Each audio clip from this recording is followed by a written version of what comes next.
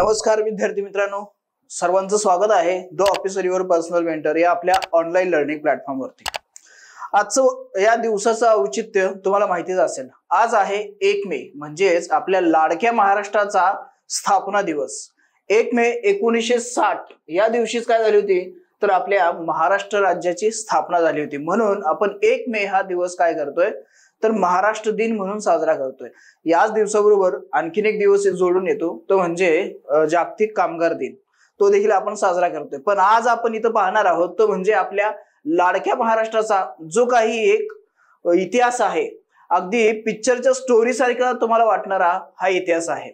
आता सध्याचा महाराष्ट्र आपण पाहतोय, सध्याची परिस्थिती पाहिल्यानंतर आणि जो आपण इतिहास पाहणार आहोत तो इतिहास पाहिल्यानंतर तुम्हाला दोघांचीही तुलना करायची आहे। मग तुमच्या लक्षात येईल की अरे कसा हा महाराष्ट्र माझा घडलेला आहे आणि आता कुठं नेऊन ठेवलेला आहे हा महाराष्ट्र, हे देखील तुम्हाला मग म्हणावंसं वाटेल। चला तर मग सुरुवात करूया या आपल्या महाराष्ट्राच्या इतिहासाला। सर्वप्रथम उल्लेख करावा लागेल महाराष्ट्र राज्याची निर्मिती जी आहे, ही निर्मिती व्हावी हा विचार नेमका आला कुठून आणि याला पाठबळ पुरवलं कोणी। सर्वात महत्त्वाचं म्हणजे इथं मुद्दा येतो तो म्हणजे की आपल्या भाषिक एकात्मतेचा किंवा भाषिक तत्वाचा, जिथं आपली माय मराठी भाषा ही सर्वात महत्त्वाचा मुद्दा ठरते। सर्व मराठी भाषिकांचं एक स्वतंत्र राज्य असावं अशी इच्छा त्या काळातल्या प्रत्येक महाराष्ट्रीय व्यक्तीची अशी होती। प्रत्येकाला वाटायचं की आपला महाराष्ट्र हा देखील वेगळा असावा। हे काही फक्त महाराष्ट्राबद्दल असणारी एक भावना नव्हती, तर अशीच भावना आंध्र प्रदेश असेल, कर्नाटक असेल, गुजरात असेल, जो की यापूर्वी आपल्या महाराष्ट्राचा एक भाग होता, त्यांची देखील भावना तशीच होती की गुजरात भाषिकांचं एक स्वतंत्र राज्य असावं। अशाच पद्धतीने वेगवेगळ्या भाषिकांच्या आपल्या स्वतंत्र राज्याबद्दल असणाऱ्या अपेक्षा होत्या। आता सध्याही बऱ्याच राज्यांच्या किंवा बऱ्याच राज्यामधील असणाऱ्या काही भागांच्या अपेक्षा आहेत तशाही। ओके, तर याच्यामध्ये सुरुवात झाली ती 20व्या शतकाच्या अगदी सुरुवातीपासून।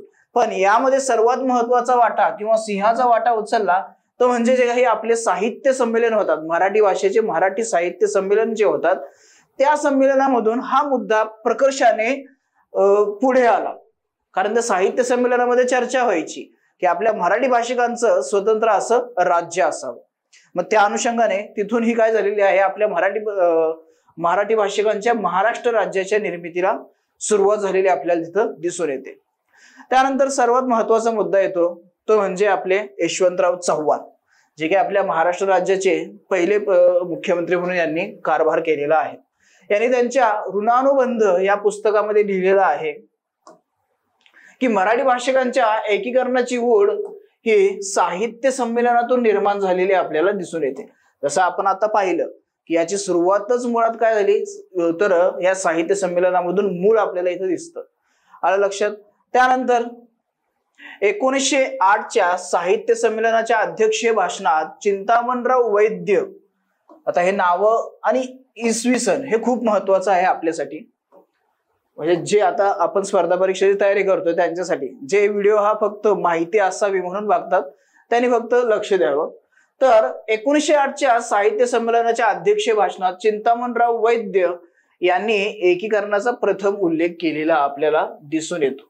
जे काही आपले मराठी भाषिक आहेत त्यामध्ये बघा विदर्भ वेगळा होता, मराठवाडा त्या काळी हैदराबादचा जो निजाम आहे त्या निजामाच्या राजवटीखाली होता आणि हा पश्चिम महाराष्ट्र जो आहे तो मुंबई द्वैभाषिक राज्य जे आहे, म्हणजे गुजरात, मुंबई आणि आपला हा पश्चिम महाराष्ट्र किंवा कोकण, हे काय तर एक स्वतंत्र राज्य होतं ज्याला आपण मुंबई प्रांत या नावाने ओळखत होतो। अशा पद्धतीने हे विखुरलेलं आपला मराठी भाषिकांचे वेगवेगळे प्रांत होते। मग यांचं काय म्हणणं होतं की जे काही मराठी भाषिक आहेत त्या मराठी भाषिकांचं एक स्वतंत्र असं राज्य असावं।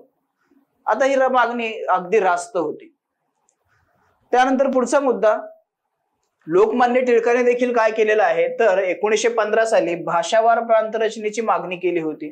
यामध्ये लोकमान्य टिळकांचं देखील महत्व आपल्याला दिसून येतं। त्याने देखील काय केली होती तर या संयुक्त महाराष्ट्राची मागणी केली होती। दैनिक केसरीमधून त्यांचे महत्व व आवश्यकता त्यांनी जनतेला समजावून सांगितली होती। कारण जनता जोपर्यंत पुढाकार घेत नाही किंवा जनतेला जोपर्यंत त्या प्रश्नाचं महत्व समजत नाही तोपर्यंत एखादी चळवळ उभी राहणं खूप कठीण असतं। आणि त्यामध्ये महत्वाचा जो काही काय म्हणूया आपण एक मार्ग म्हणूया किंवा एक प्रभाव पाडण्याचं कार्य हे वर्तमानपत्र करतात। मग त्याच माध्यमातून लोकमान्य टिळकांनी देखील काय केलेलं आहे तर 1915 साली केसरी या त्यांच्या दैनिकातून त्यांनी काय केलं तर लोकांना एक भाषिक प्रांताचं महत्व पटवून देण्याचं काम केलेलं आपल्याला दिसून येतं। त्यानंतर श्री रामराव देशमुख हे मध्य प्रांत व वऱ्हाड विधिमंडळाचे प्रतिनिधी होते। त्यांनी 1 ऑक्टोबर 1938 साली ठराव मांडला की वऱ्हाडचा वेगळा प्रांत करावा। यांनी काय केला होता, वऱ्हाड हा वेगळा प्रांत असावा यांनी असा एक ठराव मांडला होता। कारण यांना माहिती होतं की पश्चिम महाराष्ट्र तर इकडे मुंबईला जोडलेला आहे, मराठवाडा त्या काळी निजामांच्या ताब्यात होता, त्यामुळे त्याचंही काय खरं नाहीये। मग यांच्यापेक्षा आपण स्वतंत्र आपला एक वऱ्हाड विदर्भ वेगळा घेऊन आपल्या स्वतंत्र प्रांताची रचना करावी असंही त्यांचं म्हणणं होतं। तेही त्या काळानुसार रास्त होतं। आता जर आपण विचार केला तर आपल्याला ते थोडंसं टीका म्हणजे योग्य वाटणार नाही। आपण म्हणू की त्यावेळी बघा ते स्वतःच फक्त विचार करत होते, पण त्यावेळेसची परिस्थिती मी आता जसं सांगितलं की मराठवाडा निजामाकडे होता, पश्चिम महाराष्ट्र मुंबई प्रांताला जोडला होता। मग अशा परिस्थितीमध्ये एक भाषिक महाराष्ट्र निर्माण होणं थोडंसं त्यांना कठीण वाटत असेल। सो त्या कारणामुळे त्यांनी केलेला काय तर हा एक ठराव केला होता त्यांनी। त्यानंतर आणखीन एक मुद्दा होता तो म्हणजे 1939 साली अहमदनगर येथे भरलेल्या साहित्य संमेलनात ठराव संमत झाला की मराठी भाषिकांचा एक प्रांत बनवावा आणि त्याला संयुक्त महाराष्ट्र असे नाव द्यावे। जी चळवळ जी आहे महाराष्ट्र निर्माण होण्याची, त्या महाराष्ट्र निर्माण होण्याच्या चळवळीला संयुक्त महाराष्ट्र चळवळ या नावाने देखील काय केलं जातं, ओळखलं जातं। हेही इथं महत्वाचं आहे। आणि हे शब्द कुठून आले तर 1939 साली अहमदनगर येथे भरलेल्या मराठी साहित्य संमेलनातूनच आलेले आपल्याला दिसून येतात। म्हणजे प्रत्येक वेळी एकच गोष्ट लक्षात येते, मराठी साहित्य संमेलन या महाराष्ट्र निर्मितीमध्ये एक महत्वाची भूमिका पार पाडत असताना आपल्याला दिसून येतं।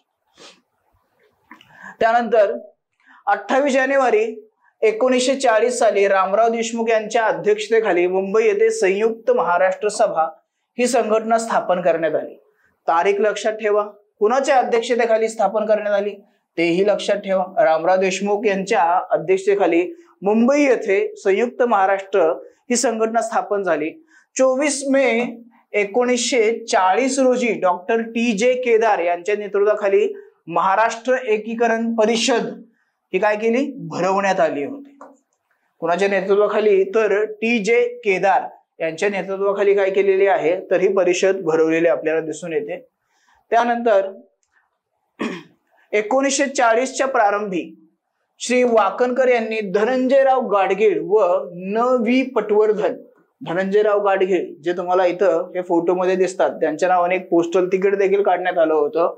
तर या अशा धनंजयराव गाडगीळ व न.व्ही. पटवर्धन यांच्या मदतीने संयुक्त महाराष्ट्राचा नकाशा देखील तयार करण्यात आला होता। म्हणजे बघा कुठपर्यंत याने विचार केला होता, आणखीन काही नव्हतं, पण यांची जिद्द, यांची इच्छाशक्ती किती होती की यांनी मराठी भाषिकांचा जो काही एक प्रांत आहे त्याचा नकाशा देखील यांनी तयार करून ठेवला होता। आणि यामध्ये महत्वाची भूमिका पार पाडली होती ती म्हणजे धनंजयराव गाडगीळ। आणि याच धनंजयराव गाडगिळांना आपण असं म्हणूया की यांनी एक सिंहाचा वाटा उचललेला आहे आपल्या महाराष्ट्राच्या निर्मितीमध्ये, धनंजयराव गाडगीळ। ओके, त्यानंतर पुढे ग.त्र्य. माडगुळकर हे एक महत्वाचं नाव आहे। ग.त्र्य. माडगुळकर हे दैनिक तरुण भारत मध्ये लेख लिहिला यांनी की शंकरराव देव असतील, त्यानंतर काकासाहेब गाडगीळ असतील, बाळासाहेब खेर असतील, हे काहीही करत नाहीयेत। का करत नाहीत काही तर त्यावेळी जी काही राज्यसभा अस्तित्वात होती, स्वातंत्र्यपूर्वीच्या गोष्टी आहेत ह्या, राज्यसभा अस्तित्वात होती, त्या राज्यसभेचे हे 3 सदस्य होते। आंध्र प्रदेशच्या निर्मितीसाठी तिथले लोक राज्यसभेमध्ये ते प्रश्न मांडायचे, मागणी करायचे। कर्नाटकच्या निर्मितीसाठी त्या प्रांतातील लोक काय करायचे, मागणी करायचे। पण आपल्या महाराष्ट्राच्या मागणीसाठी कुणीही अशी प्रश्न मांडत नव्हतं किंवा मागणीही करत नव्हतं। मग म्हणून यांनी काय केलं माडगुळकरांनी तर दैनिक तरुण भारत मध्ये लेख लिहायला सुरुवात केली, यांच्यावरती टीका करायला सुरुवात केली। शंकरराव देव वरती असेल, काकासाहेब गाडगीळ असतील, बाळासाहेब खेर असतील, पण ही टीका म्हणजे काय सूडबुद्धीने केलेली टीका नव्हती। तर यांचा त्या टीका करण्यापाठीमागे उद्देश हाच होता की आता तरी यांना राग येईल, आता तरी हे काय करतील की महाराष्ट्राच्या निर्मितीसाठी राज्यसभेमध्ये प्रश्न मांडतील, मागणी करतील, आंदोलन करतील, हा यांचा उद्देश होता. त्यानंतर पुढे जाऊया आता. 12 जुलै 1942 रोजी त्यांनी या विषयावर महात्मा गांधीशी देखील चर्चा केली होती. 12 जुलै हा एक महत्वाचा मुद्दा आहे. 12 जुलै 1942 रोजी त्यांनी काय केलं होतं, महात्मा गांधींशी पत्रव्यवहार केला होता आणि त्यांनाही मराठी भाषिकांचे एक स्वतंत्र राज्य असावं हा मुद्दा पटवून देण्याचा त्यांनी प्रयत्न केला. आणि विशेष म्हणजे महात्मा गांधींना देखील तो मुद्दा पटला, पण अडचण निर्माण झाली ती म्हणजे मुंबईबद्दल. कारण मुंबई आता जशी देशाची आर्थिक राजधानी म्हणून ओळखली जाते, त्या काळी देखील तीच आर्थिक राजधानीच होती. गुजरातचा देखील डोळा हा मुंबईवरतीच होता आणि ऑब्विसली महाराष्ट्राचा तो अविभाज्य असा भाग आहे, तर महाराष्ट्र मुंबईला सोडणं शक्यच नव्हतं. आणि नेमकी हीच नस काय केली, महात्मा गांधींनी देखील पकडली आणि त्यांनी असं सांगितलं की माझा तुमच्या महाराष्ट्र राज्याच्या निर्मितीसाठी किंवा राज्यासाठी माझा पाठिंबा आहे, पण मुंबई शिवाय मुंबई आम्ही तुम्हाला देऊ शकत नाही. मुंबई कुणाची असावी, गुजरातची असावी. शेवटी आता कसं आहे बघा, कनेक्शन असतातच. महात्मा गांधी गुजरातचेच होते, बरोबर आहे. त्यानंतर सरदार वल्लभभाई पटेल हे देखील गुजरातचे होते. तुम्ही म्हणाल टीका करताय का, आता हे सध्याच्या परिस्थितीची काही घेणं नाहीये, पण आताही सध्या तुम्हाला लक्षात येतच असेल, बऱ्याच वेळा मागं पण चर्चा झाल्या होत्या की मुंबईला महाराष्ट्रापासून तोडण्याचा प्रयत्न चाललेला आहे, प्लॅन चाललेला आहे.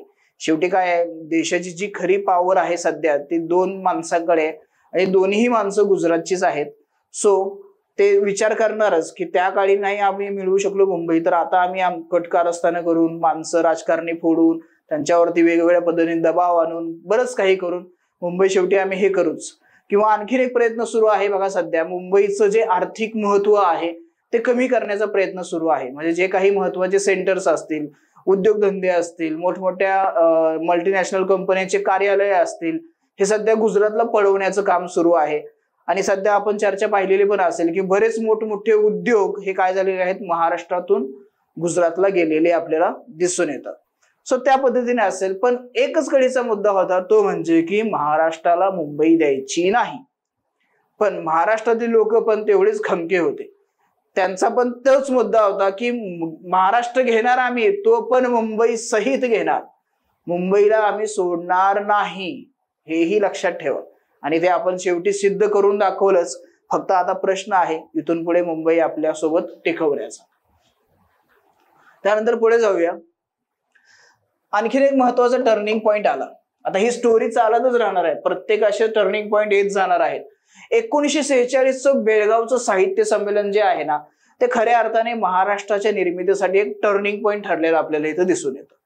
कारण त्याच साहित्य संमेलनामध्ये बऱ्याच गोष्टींचे काय म्हणूया आपण, संघटना स्थापन करण्यात आल्या, समित्या स्थापन करण्यात आल्या, त्याचे सदस्य निवडण्यात आले. त्याच वेळी बरेच ठराव मांडण्यात देखील आलेले आहेत. आणि त्या 1946च्या साहित्य संमेलनाचे अध्यक्ष म्हणजेच कोण होते, तर गणत्रय माडगुळकर. आणि यांचा सिंहाचा वाटा म्हणलं होतं की यांनी काय केलेलं आहे, तर यांचा पहिल्यापासून एकच उद्देश होता की काही हो, पण मुंबईसह मला महाराष्ट्र स्वतंत्र राज्य स्थापन करायचं आहेच. मग यांनी आपल्या अध्यक्षीय भाषणामध्ये संपूर्ण जोर जो आहे तो पूर्णपणे काय केलेला आहे, या महाराष्ट्र राज्याच्या निर्मितीसाठीच याच्यावरतीच फोकस केला होता, की याच्यावरती जोर होता त्यांचं. अध्यक्षीय भाषण जे असतं त्या भाषणामध्ये त्यांनी हेच पटवून देण्याचा प्रयत्न केला की आपल्या मराठी भाषिकांचं महाराष्ट्र राज्य स्थापन होणं तेही मुंबई सहित किती महत्वाचं आहे. मग याच संमेलनामध्ये संयुक्त महाराष्ट्र समितीची काय करण्यात आली, स्थापना करण्यात आली. या संमेलनामध्ये संयुक्त महाराष्ट्र समितीची काय करण्यात आली, तर स्थापना करण्यात आली. या समितीमध्ये 5 सदस्य निवडण्यात आले. 5 सदस्य निवडण्यात आले. तर ते 5 सदस्य होते बघा, केशवराव जेधे, त्यानंतर गणत्रय माडगुळकर, द.वा.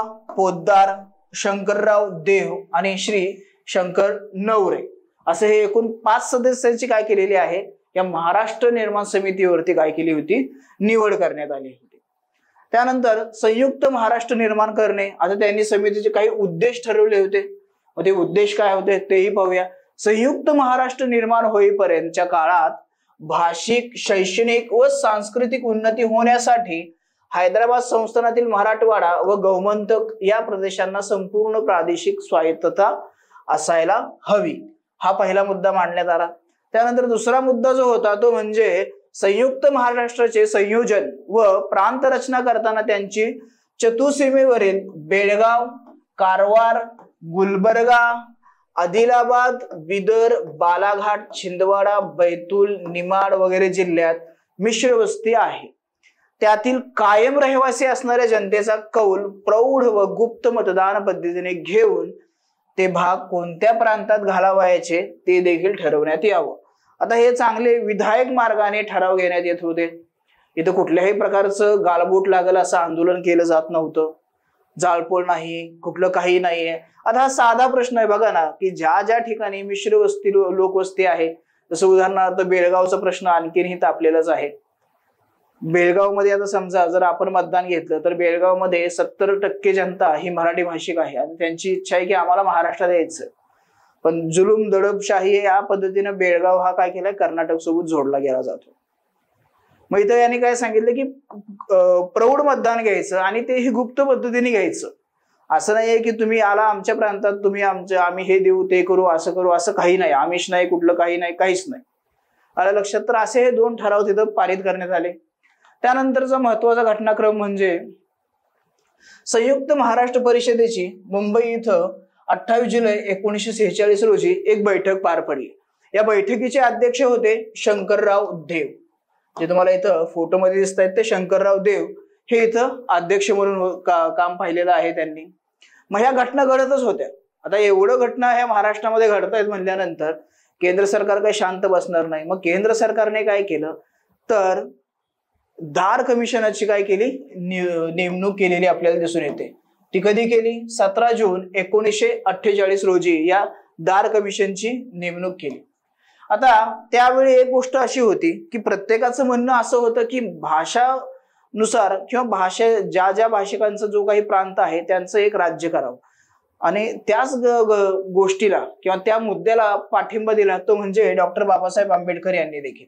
यांचे देखील काय मत होतं डॉक्टर बाबासाहेब आंबेडकरांचं की प्रत्येक भाषेनुसार एक भाषिक प्रांतावरती काय करावं तर राज्याची निर्मिती करण्यात यावी. मग अशाच प्रकारची मागणी त्यांनी, जे काही त्यावेळीची घटना समिती होती आपली राज्यघटने निर्मितीचं देखील त्यावेळी कार्य सुरू होतं. मग त्या घटना समितीचे जे अध्यक्ष होते डॉक्टर राजेंद्र प्रसाद यांच्याकडे ती मागणी त्यांनी मांडली. त्यांना देखील ती पटली. मग त्यांनी काय केलं तर या धार कमिशनची नेमणूक केली. डॉक्टर राजेंद्र प्रसाद यांनी काय केली, या धार कमिशनची नेमणूक केली. ती कधी तर 17 जून 1948 रोजी न्यायाधीश S.K. दार यांच्या अध्यक्षतेखाली काय केलं, धार कमिशनची स्थापना करण्यात आली. आणि यांना सांगितलं की जे काही हे भाषिक तत्वावरती राज्य निर्मितीचं किंवा राज्याची निर्मिती करा अशी जी मागणी चाललेली आहे ही योग्य आहे. योग्य असेल तर कशी असेल, आणि जर हे तुम्हाला पटत असेल तर मग कोणकोणते राज्य कशा कशा पद्धतीने आपल्याला निर्माण करता येतील हे तुम्ही आम्हाला काय करा, सविस्तर अहवाल सादर करा. त्यानंतर दार कमिशन महाराष्ट्रात आलं 1948 रोजीच. कधी 16 व 17 ऑक्टोबर 1948 रोजी दार कमिशन महाराष्ट्रात येणार होतं. त्याच वेळी काय केलं तर दादर येथे एक परिषद आयोजित करण्यात आली. आणि या परिषदेमध्ये आपला नेहमीचा मुद्दा मांडला तो म्हणजे मुंबईसह संयुक्त महाराष्ट्र त्वरित अंमलात आणावा अशी मागणी काय केली त्यावेळी करण्यात आली. डॉक्टर हे न्यायाधीश दार कमिशन जे आहे ते महाराष्ट्रात येणार होतं. त्या काळामध्ये घडलेली ही घटना आहे. 16 व 17 ऑक्टोबर रोजी दादर येथे काय केली, एक परिषद भरवण्यात आली. आणि या परिषदेमध्ये मागणी करण्यात आली की मुंबईसह संयुक्त महाराष्ट्र जेवढ्या लवकरात लवकर अंमलात आणता येईल तेवढ्या लवकरात लवकर अंमलात आणावा.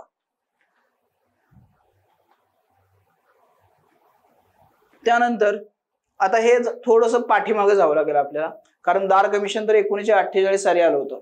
पण दार कमिशनची नेमणूक झालेली आहे हे माहिती होतं. पण त्याच्या अगोदरच काय झालं तर महाराष्ट्रामध्ये त्या पद्धतीने काय किंवा त्या अनुषंगाने हालचाली झाल्या होत्या. त्याच हालचालीचा एक महत्वाचा भाग म्हणजे अकोला करार, जो की 8 ऑगस्ट 1947 रोजी झाला. यामध्ये महत्वाचे काही मुद्दे मांडण्यात आले. त्यातला पहिला मुद्दा आहे तो म्हणजे महाराष्ट्र असा एक प्रांत असावा, त्यामध्ये मध्य प्रांत, वराड, मधील मराठी भाषिकांचा व महाराष्ट्राचा असे उपप्रांत ठेवावेत अशी एक मागणी करण्यात आली। त्यानंतर दुसरी मागणी अशी होती की प्रत्येक उपप्रांताला अलग कायदे मंडळ व मंत्रिमंडळ असावे, त्यांच्याकडे आवश्यक खाती ठेवण्यात यावीत अशी मागणी होत्या। त्यानंतर आणखीन काही मागण्या करण्यात आल्या की ज्यामध्ये सर्व प्रांतासाठी एक गव्हर्नर असावा, एक डेप्युटी गव्हर्नर असावा, त्यांची निवडणूक संबंधित प्रांतातून घेण्यात यावी। त्याचबरोबरीने चौथी मागणी अशी होती की कायदे मंडळात लोकसंख्येच्या प्रमाणात प्रतिनिधी असावेत आणि उपप्रांताच्या निवडणुका स्वतंत्रपणे घेण्यात याव्यात। उपप्रांतांचे उच्च न्यायालय स्वतंत्र असतील। त्यानंतर विशिष्ट बाबींसाठी संपूर्ण प्रांतांचे खास न्यायालय असावे आणि प्रांतासाठी एक पब्लिक सर्व्हिस कमिशन देखील असावं। म्हणजेच काय हो, त्यावेळेस यांनी देखील एमपीएससी ची मागणी केली होती, पब्लिक सर्व्हिस कमिशन। आता इथं काही गोष्टी समजून घेऊया। त्यावेळेसच्या राज्य पद्धतीनुसार इंग्रजाच्या वेळच्या गोष्टी आहेत, तर त्यावेळी मुख्यमंत्र्याच्या ऐवजी गव्हर्नर असायचा, उपमुख्यमंत्र्याच्या ऐवजी डेप्युटी गव्हर्नर असायचा।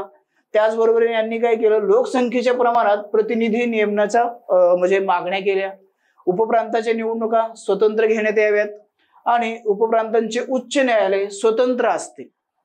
जे काही उपप्रांत, आता ढोबळमानाने असा विचार केला विदर्भ वेगळा असेल, मराठवाडा वेगळा असेल आणि पश्चिम महाराष्ट्र वेगळा असेल, तर असे 3 स्वतंत्र उच्च न्यायालय असतील आणि विशिष्ट बाबींसाठी संपूर्ण प्रांताचे एक खास न्यायालय देखील असावं अशी देखील एक मागणी केलेली आहे। आणि त्याचबरोबर एमपीएससी, म्हणजे आता आपण एमपीएससी म्हणतो पण ते जर झालं असतं तर वेगळंच काहीतरी नाव असतं, पण पब्लिक सर्व्हिस कमिशन देखील असावं असे देखील काय केलं होतं, तर या ठरावात सांगण्यात आलं होतं। त्यानंतर पुढची एक महत्वाची घटना ती म्हणजे जेव्हीपी समिती। या जेव्हीपी समितीची स्थापना 29 डिसेंबर 1948 रोजी झाली। आता यामध्ये जे काही सदस्य होते ते खूप मातब्बर होते, ज्यांनी स्वातंत्र्याच्या इतिहासामध्ये देखील महत्वाचे योगदान दिलेलं आहे। त्याचबरोबरीने यांनी या भाषावार प्रांत रचनेच्या घटनेमध्ये देखील महत्वाचे योगदान देण्याचा प्रयत्न केला होता, त्याला काही यश आलेलं नाहीये। याच्यामध्ये 3 सदस्य होते। त्यामध्ये पहिले सदस्य होते ते म्हणजे आपल्या भारताचे पहिले पंतप्रधान जवाहरलाल नेहरू। त्यानंतर दुसरे प्रतिनिधी होते किंवा सदस्य होते ते म्हणजे सरदार वल्लभभाई पटेल आणि तिसरे सदस्य होते ते म्हणजे पटाभी सीतारामय्या असे 3 सदस्य होते।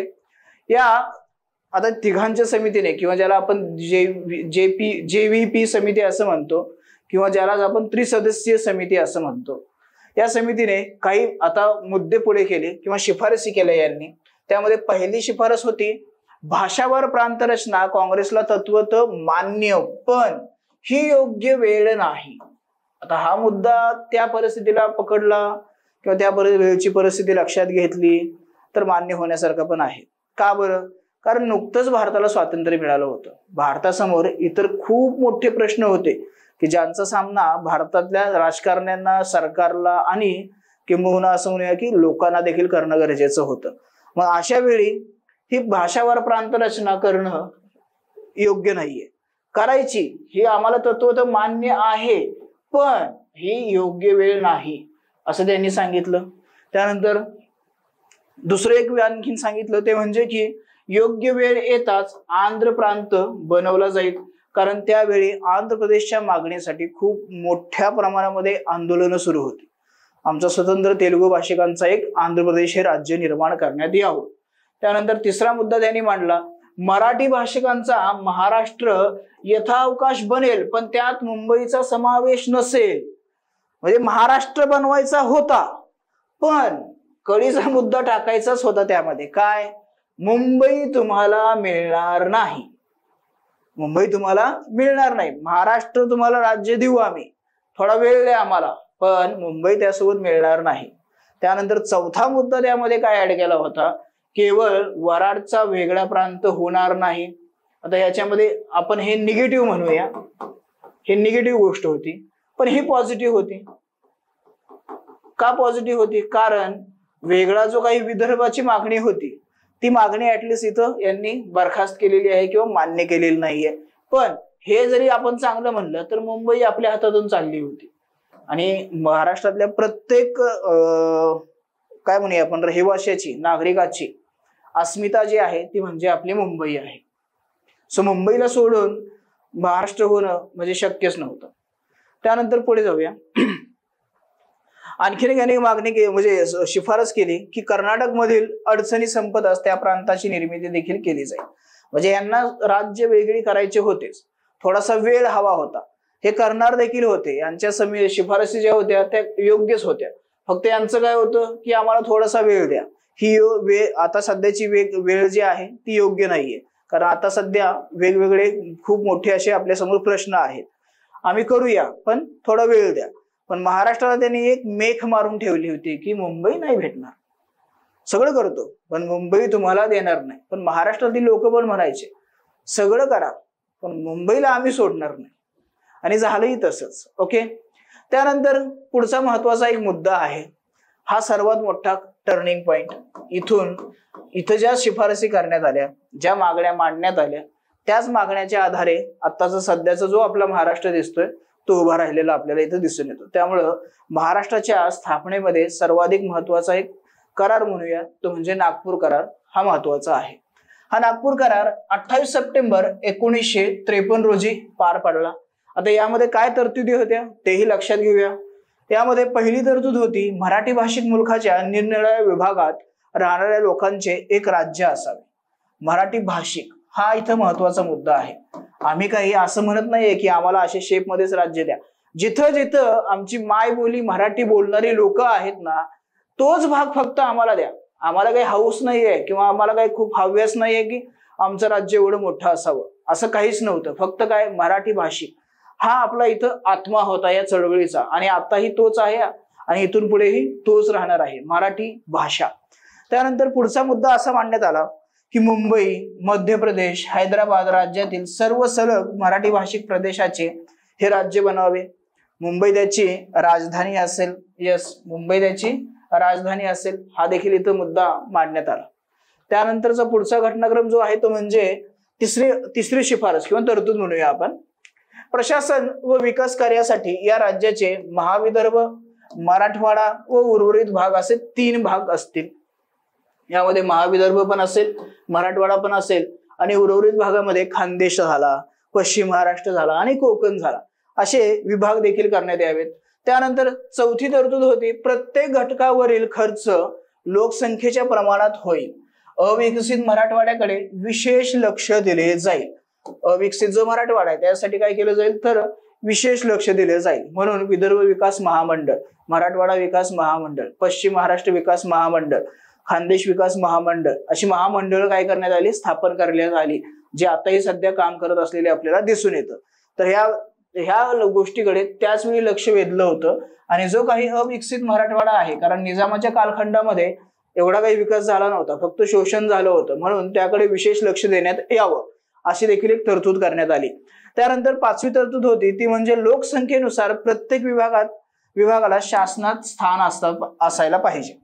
म्हणजे जशी ज्या प्रांताची लोकसंख्या आहे त्या प्रमाणामध्ये त्यांना त्या शासनामध्ये स्थान असायला हवं. 6वी तरतूद काय होती तर सर्व प्रकारच्या शिक्षण व्यवस्थेत लोकसंख्येच्या प्रमाणात सवलती दिल्या जातील. म्हणजे शिक्षण व्यवस्थेचा देखील त्यावेळी विचार करण्यात आला होता, हेही इथं लक्षात घेणं गरजेचं आहे. त्यानंतर पुढची तरतूद आहे ते म्हणजे उच्च न्यायालय मुंबई व नागपूर या 2 ठिकाणी स्थापन करण्यात यावं. म्हणजे मुंबई उच्च न्यायालयाचंच खंडपीठ नागपूर या ठिकाणी आताही आपल्याला ते असलेलं दिसून येतं. त्यानंतर सरकारी नोकर भरतीत विदर्भ, मराठवाड्याला योग्य प्रतिनिधित्व देण्यात यावं. म्हणजे त्यावेळी देखील विचार केला होता, जे काही प्रशासन आहे त्या प्रशासनामध्ये जी काही नोकर भरती होते त्यामध्ये विदर्भाला आणि मराठवाड्याला योग्य असं प्रतिनिधित्व देण्यात यावं. त्यानंतर 9वी तरतूद आहे ती म्हणजे विकेंद्रीकरणावर भर देण्यात यावा. जे काही विकास आहे इतर कुठल्याही गोष्टी असेल तर त्याचं योग्य प्रमाणामध्ये विकेंद्रीकरण करण्यात यावं. हा देखील इथं महत्वाचा मुद्दा मांडण्यात आला होता. त्यानंतर पुढची तरतूद नागपूर ही महाराष्ट्राची उपराजधानी असावी. राज्याच्या विधिमंडळाचे दरवर्षी किमान एक अधिवेशन तेथे घेण्यात यावे. सध्याही ते होतं. नागपूरला आपण उपराजधानीचा दर्जा दिलेला आहे आणि वर्षातलं एक अधिवेशन जे आहे आपल्या विधानसभेचं ते काय करतो आपण तर या राजधानी या उपराजधानी या ठिकाणी आयोजित करतो, म्हणजेच काय नागपूर या ठिकाणी आयोजित करतो आपण। त्यानंतर पुढची तरतूद आहे सर्व सलग मराठी प्रदेश नव्या राज्यात समाविष्ट होण्यासाठी खेडे हा घटक मानला जावा। म्हणजे जो काही तुम्ही म्हणाल की या जिल्ह्यामध्ये समजा असं व्हायला नको, एक जिल्हा आहे त्या जिल्ह्यामधली अर्धी लोकसंख्या जी आहे ती मराठी भाषा बोलते आणि अर्धी लोकसंख्या जी आहे ती कन्नड भाषा बोलते, म्हणून या बेसवरती तुम्ही असं नाही म्हणू शकणार की तो मग जिल्हा कर्नाटकला द्या किंवा यालाच द्या किंवा जास्त कन्नड भाषिक आहेत म्हणून पूर्ण जिल्हा त्यांनाच द्या, असं नाहीये। तर तो घटक ठरवण्यासाठी खेडे हा घटक काय करावा प्रमाण मारण्यात यावा। म्हणजेच काय समजा एका तालुक्यामध्ये 10 गावं असतील, त्या 10 गावापैकी 9 गावं कन्नड भाषिक असतील पण एक गाव मराठी भाषिक असेल तर ते एक गाव मराठी भाषिक हे महाराष्ट्राला देण्यात यावं।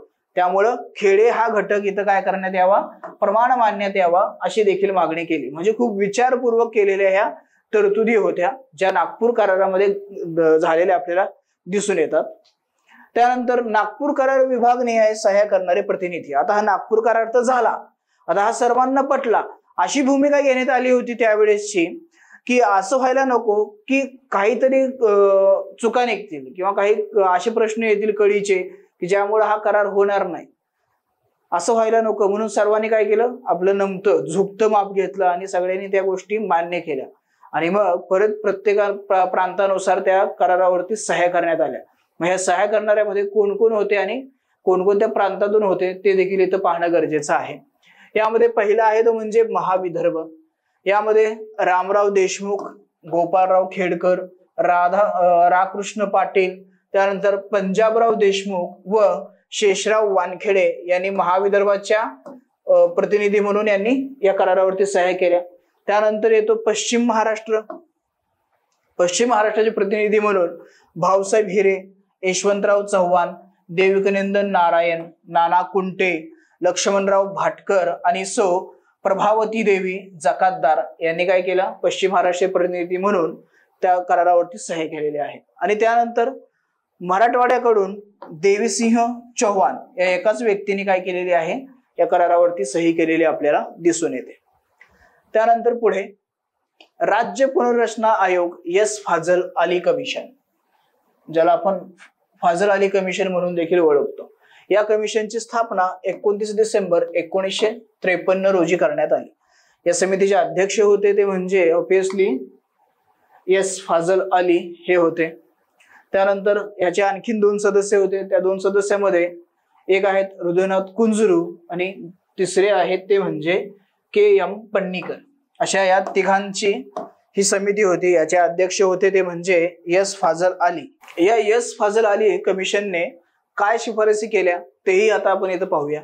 यांची पहिली शिफारस होती ती म्हणजे विदर्भ स्वतंत्र राज्य असावे, जे कधी शक्य नव्हतं मान्य होणं। हा, याच्यामध्ये बापूजी आणि जे आहेत त्यांनी हे मान्य केलं असतं, कारण त्यांची अशी मागणी होती की हे तुमचं जर संयुक्त महाराष्ट्र आपला स्थापन झाला, मराठी भाषिक संपूर्ण प्रांत स्थापन झाला, तर त्यांना असं वाटत होतं की पश्चिम महाराष्ट्र हा इतर महाराष्ट्रावरती वर्चस्व गाजवेल किंवा ते जे म्हणतो ना आपण कमी लेखणं कमी झोकणं असं जे असतं तशा घटना घडायला लागतील, म्हणून ते हे होतं। पण हे यांनी जे काही शिफारसी केल्या की विदर्भ स्वतंत्र असावा, इम्पॉसिबल, हे मान्य होणं शक्य नव्हतं आणि ते पण नागपूर करार झालेला असेल आणि त्यानंतर तुम्ही अशा गोष्टी करताय मग तर कदापि हे शक्य नव्हतं। त्यानंतर आणखीन एक कळीचा मुद्दा यांनी टाकला तो म्हणजे गुजरात व मराठवाड्यासह मुंबईचे द्वैभाषिक राज्य स्थापन करावे। म्हणजे पहिलं जे घडलं तेच परत तुम्ही करताय, जे इंग्रज सरकारने केलं होतं तेच तुम्ही अंमलबजावणी करताय, ह्यापेक्षा वेगळं काहीच नाहीये। फक्त यामध्ये नव्याने काय केलं तर मराठवाडा ह्यामध्ये जोडला। पूर्वी काय होता, मुंबई होतच, गुजरात होताच, पश्चिम महाराष्ट्र आणि कोकण देखील तिथंच होता, आलं लक्षात। त्यानंतर आता ह्या घटना तर घडतच होत्या, ह्या घटना घडत असताना आता आंदोलन सुरूच होती, असं नाहीये की आंदोलन बंद होते। स्वातंत्र्य मिळालं होतं ऑफकोर्स, म्हणजे आता काय आपल्याला स्वातंत्र्याची लढाई लढायचीच नव्हती, आता लढायची होती ती म्हणजे महाराष्ट्राच्या निर्मितीची लढाई। मग आता ह्या गोष्टी घडत होत्या, परत राजकारणाला देखील वेग आला, स्वातंत्र्य मिळालं, आता परत मग राजकारण स्वतःचे स्वारस्य, स्वतःच्या राजकीय पार्ट्या, ह्या सगळ्या गोष्टी मग काय व्हायला लागल्या, वेगाने वाढायला लागल्या. मग त्याच वेळी काँग्रेस वर्किंग कमिटीने एक प्रस्ताव तयार केला की महाराष्ट्रामध्ये यांना एक गोष्ट जाणवली की जी महाराष्ट्रामध्ये जे इलेक्शन्स होत आहेत त्या इलेक्शनमध्ये काँग्रेसला फटका बसतोय.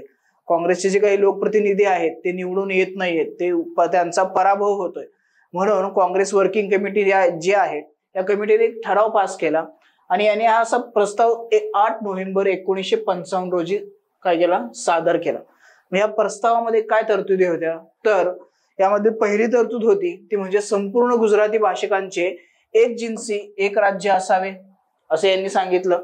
त्यानंतर दुसरी तरतूद होती मुंबई शहर व उपनगरे यांचे 160 चौरस किलोमीटर विस्ताराचे स्वतंत्र राज्य असावे. म्हणजे शेवटी यांनी देखील काडी लावलीच. काय केलं तर मुंबईला वेगळंच केलं. मुंबई यांना द्यायचीच नव्हती महाराष्ट्राला. त्यानंतर तिसरा मुद्दा असा होता की मराठवाड्यासह महाराष्ट्र राज्य काय करावे, मग स्थापन करावं. गुजरात वेगळं करायचं. ठीक आहे, पूर्वी जे मुंबई गुजरातला द्यायचं चालायचं ते यामध्ये केलं नाही. यांनी काय केलं तर मुंबईला स्वतंत्र ठेवलं. आता याच्या पाठीमागे कारण पण दिली जातात. काय कारण दिली जातात, जे हे काँग्रेस पक्षाचे जे काही म्हणजे हे म्हणूया आपण कमिट्या असतात किंवा प्रांतवारा यांचं हे असतं ना, प्रांत अध्यक्ष वगैरे अशा गोष्टी असतात. तर त्यामध्ये गुजरातसाठी वेगळा असायचा, महाराष्ट्रासाठी वेगळा असायचा आणि ह्या मुंबई शहरासाठी स्वतंत्र हा काँग्रेस कमिटी असायची. हे कारण यांनी दिली होती की मुंबईसाठी वेगळी कमिटी आहे ना, तर मग मुंबईचा आपण वेगळा विचार करूया. हे अशा पद्धतीने यांनी हा विचार केला होता. आणि मग इतर जो आहे तो म्हणजे तेच, म्हणजे इकडून खायचं काय आणि इकडून खायचं काय. कमिशन कुणीही आलं, कुठल्याही कुणाला अध्यक्ष म्हणून नेमलं, कुणाचीही समिती नेमली, तरी शेवटी त्यांचा एकच उद्देश असायचा, एकतर मुंबई द्यायची नाही किंवा दुसरं मग काहीतरी तोडफोड करायचं. हे यांचं चाललं होतं. पण महाराष्ट्र असा होता की नाही, आम्ही मुंबई घेऊनच आपला स्वतंत्र आपला महाराष्ट्र स्थापन करणार आहोत. आलं लक्षात. त्यानंतर पुढची घटना पाहूया. आता हे एक कळीचा मुद्दा आहे. हा मराठी माणूस सका पाटील असं यांचं नाव. या सका पाटील यांनी, आता हे 1953 वेळेस ह्या घटना घडल्या, त्यावेळेस वर्किंग कमिटीने त्यांना एक हे पण दिलं, काँग्रेस वर्किंग कमिटीने. त्यावेळी महाराष्ट्रामध्ये मुंबई राज्य हे अस्तित्वात होतच आणि त्या मुंबई राज्याचे मुख्यमंत्री होते मोरारजी देसाई आणि त्याचबरोबरीने हे सका पाटील देखील त्या मंत्रिमंडळामध्ये सामील होते. आता नावाने सका पाटील म्हणजेच काय, मराठी माणूस. आणि हा खराच मराठी माणूस होता. बऱ्याच इतिहासकारांनी यांना विलन देखील ठरवलेलं आहे. यांचं स्टेटमेंट बघा, काय स्टेटमेंट होतं. महाराष्ट्राला 5000 वर्षात मुंबई मिळणार नाही यांनी क्लिअर सांगितलं. ही सभा भरली होती मुंबईच्या चौपाटीवरती. मुंबईची जी काही चौपाटी आहे त्या चौपाटीवरती सभा भरली होती. या सभामध्ये यांनी काय केलं तर हे सांगितलं की तुम्हाला 5000 वर्षात देखील मुंबई कधी मिळणार नाही. कोणाला सांगितलं? महाराष्ट्राच्या लोकांना सांगितलं. कोण सांगतो? एक मराठी माणूस सांगतोय की येत्या 5000 वर्षापर्यंत तुम्हाला कधीच मुंबई मिळणार नाही. तुम्हाला राज्य हवं असेल तर तुमचं स्वतंत्र एक राज्य घ्या, पण त्यामध्ये मुंबईचा समावेश असणार नाही, अशा पद्धतीने त्यांनी ठणकावून सांगितलं. आणि याही पेक्षा आणखीन एक खतरनाक जबरदस्त माणूस होता, तो म्हणजे मोरारजी देसाई. या मोरारजी देसाईंनी तर काय म्हणलं होतं ते स्टेटमेंट खूप महत्वाचं आहे. काँग्रेस जिवंत असेपर्यंत मुंबईची जनता महाराष्ट्रात सामील होणार नाही. आकाशात चंद्र सूर्य असेपर्यंत मुंबई महाराष्ट्राला मिळणार नाही, असं यांनी ठणकावून सांगितलं. त्याच चौपाटीवरच्या भाषणामध्ये काय केलं तर तुम्हाला मुंबई कदापि मिळणार नाही. वातावरण तापलेलं होतं. मुंबई त्यावेळी गिरणगाव म्हणून ओळखली जायची. गिरणी कामगार खूप मोठ्या प्रमाणामध्ये होते. त्या जी काही परिस्थिती घडत होती, जे त्यावेळेसच्या कंडिशन्स होत्या त्या कंडिशन प्रमाणे मग तिथल्या गिरण गावातल्या लोकांनी, कामगारांनी आंदोलन करायला सुरुवात केली. आणि त्यामध्ये भरीसभर म्हणजे हे असे स्टेटमेंट करायला लागले. यांनी काय सांगितलं, चंद्र सूर्य अस्तित्वात असेपर्यंत मुंबई तुम्हाला मिळणार नाही. एक तर आम्ही गुजरातला देऊन टाकू, नसेल तर मुंबई स्वतंत्र एक केंद्रशासित प्रदेश म्हणून आम्ही त्याचं एक वेगळं राज्य करू. अशा पद्धतीने हे चाललेलं कट कारस्थान होते. आणि याच वेळी यांची सभा सुरू होती. यांनी हे असे स्टेटमेंट केले. लोक शांत बसणार नव्हते. लोकांनी त्याच वेळी दगड, धोंडे, चप्पल, ज्या वस्तू हातात येतील ते स्टेजकडे भिरकावायला सुरुवात केली. ही सभा सुरू होती ओव्हल मैदान येथे. ओव्हल मैदान, मुंबई मधलं ओव्हल मैदान जे आहे या मैदानावरती ही सभा सुरू होती. आणि त्याच वेळी जे गिरणी कामगार आहेत आपलं काम संपवून हे सभेकडे निघत होते, हे वातावरण पेटलं, लोकांनी दगडफेक करायला सुरुवात केली, त्यावेळी यांनी काय केलं, आदेश दिला की तुम्ही लाठीमार गोळीबार करा. त्यावेळी पहिले 15 हुतात्मे झाले आपले. पहिल्या 15 लोकांना वीरमरण प्राप्त झालं.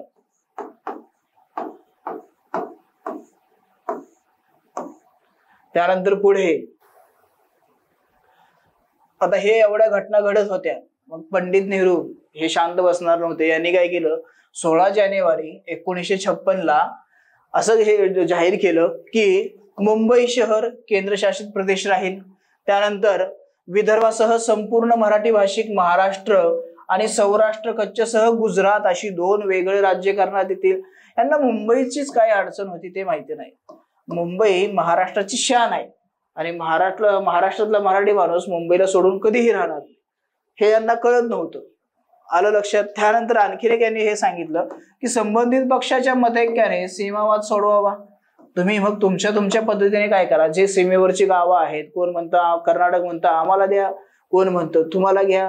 आता याच्यामध्ये सर्वात कळीची गावं असणारी बघा, यामध्ये होतं ते म्हणजे सोलापूर. आता भाषिक वाद म्हणजे कुणावरती वाद सुरू होता, कर्नाटक म्हणायचे की सोलापूर आम्हाला द्या, त्याचबरोबरीने अक्कलकोट आम्हाला द्या, अक्कलकोटची पण त्यांनी मागणी केली होती. त्यानंतर इचलकरंजीची मागणी केली होती.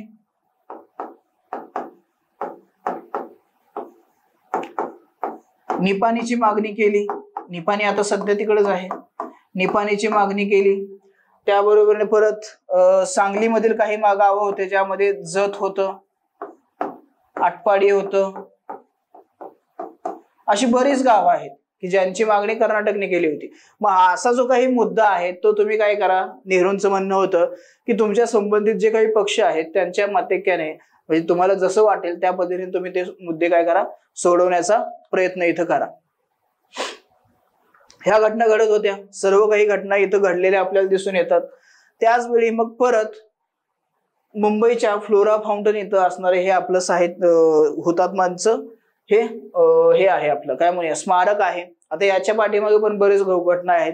15 हुतात्मे मोरारजी देशांच्या जी सभा होती त्यावेळी तिथं झाले होते. त्यानंतर उरलेले 96 हुतात्मे जे आहेत ते या फ्लोरा फाउंटन जवळ एक आंदोलन सुरू होतं. त्यावेळी परत त्याच मोरारजी देसाईंनी असं सांगितलं की जिथं ते आंदोलन करतायत तिथं एक जरी आंदोलन करता आपल्याला दिसला त्यांना हाकलून लावा, जर परत दिसले तर त्यांच्यावरती बिनधास्तपणे तुम्ही काय करा, गोळीबार करा. आणि ह्याच गोळीबारामध्ये काय झाले तर एकूण आपले 106 हुतात्मे झाले ज्यांनी या महाराष्ट्राच्या निर्मितीमध्ये काय केलं, आपल्या प्राणाची आहुती दिली. आणि त्याच वेळी मग आपला काय झाला, हा महाराष्ट्र इथं निर्माण झालेला आपल्याला दिसून येतो.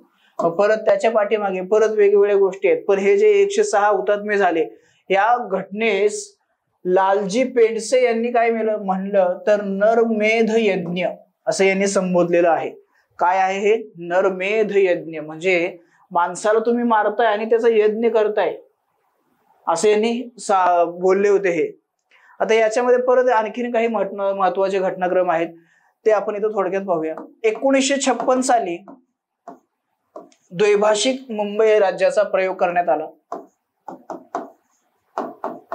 द्वैभाषिक मुंबई राज्याचा प्रयोग करण्यात आला.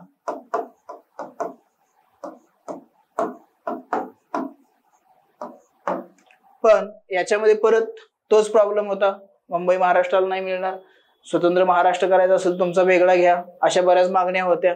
पण ते काही इथं मान्य नव्हतं. त्यावेळीच काय झालं तर आपले यशवंतराव चव्हाण जे आहेत ते महाराष्ट्र राज्याचे किंवा या मुंबई प्रांताचे मुख्यमंत्री झाले. आणि त्यांचं असं स्टेटमेंट होतं की मी एकही गोळी न झाडता पूर्णपणे शांततेच्या मार्गाने हा प्रश्न सोडवणार, आणि त्यांनी तसंच करून दाखवलं. त्यांनी पंडित जवाहरलाल नेहरू यांना रायगडावरील शिवाजी महाराजांच्या पुतळ्याचं अनावरण करण्यासाठी बोलवलं. मग रायगड येथे ते आले. रायगड येथे छत्रपती शिवाजी महाराजांच्या अश्वारूढ पुतळ्याचं अनावरण करण्यासाठी बोलवलं. त्याच वेळी आपली महाराष्ट्र एकीकरण समिती जी आहे त्यांनी मोठ्या संख्येने काय केलं, आंदोलन केलं पंडित जवाहरलाल नेहरू समोर. आणि त्यानंतर मग त्यांनी 1960 ला मुंबई प्रांत पुनर्रचना आयोगाचं हे केलं, गठन केलं, कायदा केला, मुंबई पुनर्रचना आयोग प्रांत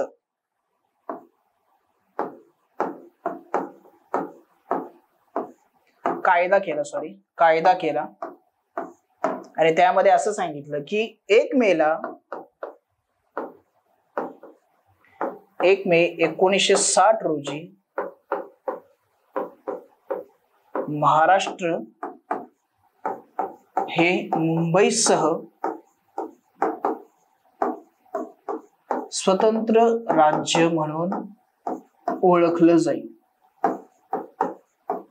आणि अशा रीतीने आपल्या महाराष्ट्र राज्याची निर्मिती झाली. आणि तोच 1 मे 1960 किंवा 1 मे हा आपण महाराष्ट्र दिन म्हणून साजरा करतो. असा हा आपल्या महाराष्ट्राचा हा काय म्हणूया आपण एक धावता आढावा घेतलेला आहे. खूप डिटेलमध्ये आपण सर्व गोष्टी घेतलेल्या नाहीत. जर तुम्हाला वाटत असेल की पूर्ण डिटेलमध्ये सर्व गोष्टी हव्यात तर नक्की कमेंट करा. व्हिडिओ लाईकला म्हणजे आवडला असेल तर नक्की लाईक करा आणि तुमच्या मित्रांना देखील शेअर करा. धन्यवाद आणि सर्वांना महाराष्ट्र दिनाच्या परत एकदा हार्दिक शुभेच्छा. The officer your personal mentor चॅनलच्या नवनवीन अपडेट्ससाठी चॅनलला लाईक, सबस्क्राईब आणि शेअर करा. थँक्यू.